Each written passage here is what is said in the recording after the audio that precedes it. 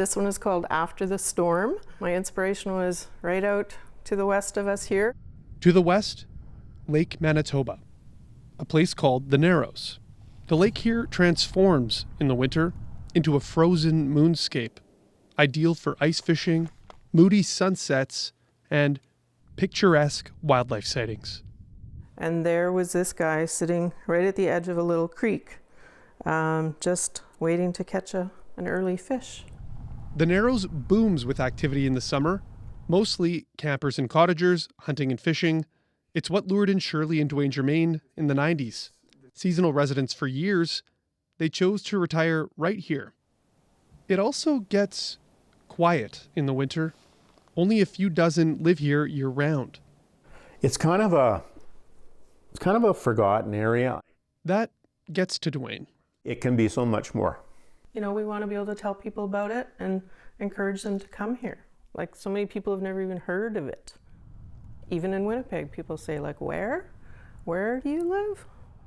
The Narrows is about a 2-hour drive north of Winnipeg, the only place you can get across Lake Manitoba by bridge.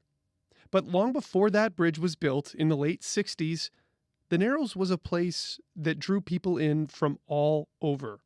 Many Manitobans may not even know this fact, but just behind me here is Manitou Island, and it's actually where the namesake of the province comes from. First Nations people, when they would hear the sounds of the north winds crashing up against the northern limestone cliffs here, it would create a drumming sound which they attributed to the Great Spirit Manitou.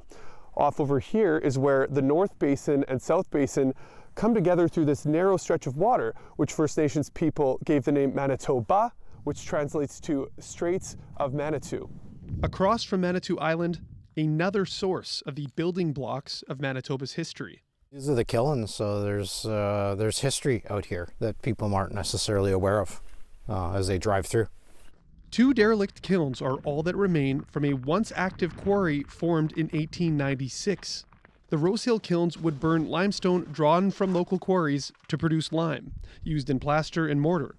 That was bagged and dragged by horse to the lakeshore, loaded onto barges pulled by steamboat to the south of the lake. From there, it was transported by train to build up places like Winnipeg. Through the Narrows Enhancement Initiative, volunteers like Dwayne Germain and Mark Lloyd hope to get historical status for this spot.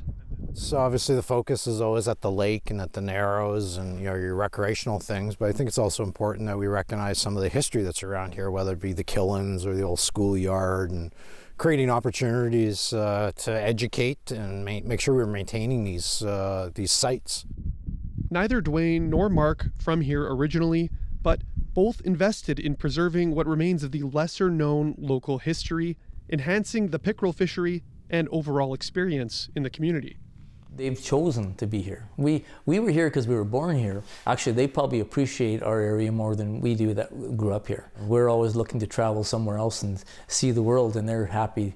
Arthur Jonassen is reeve of the area. A lot of our family roots come from right around the Narrows.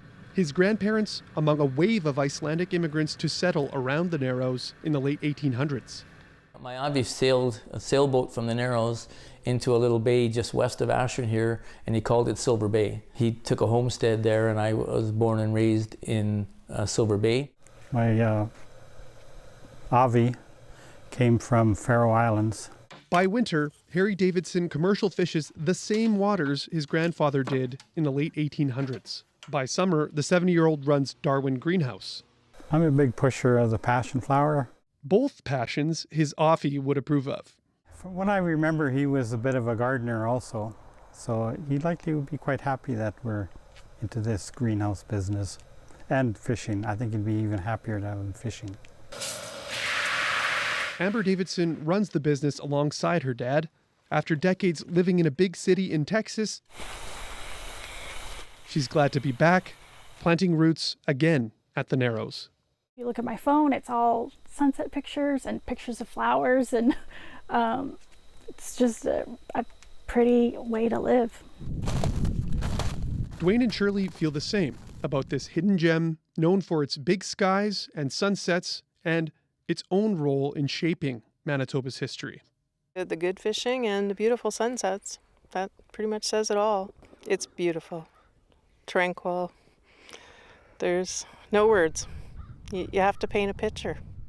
Bryce Hoy, CBC News, Lake Manitoba Narrows.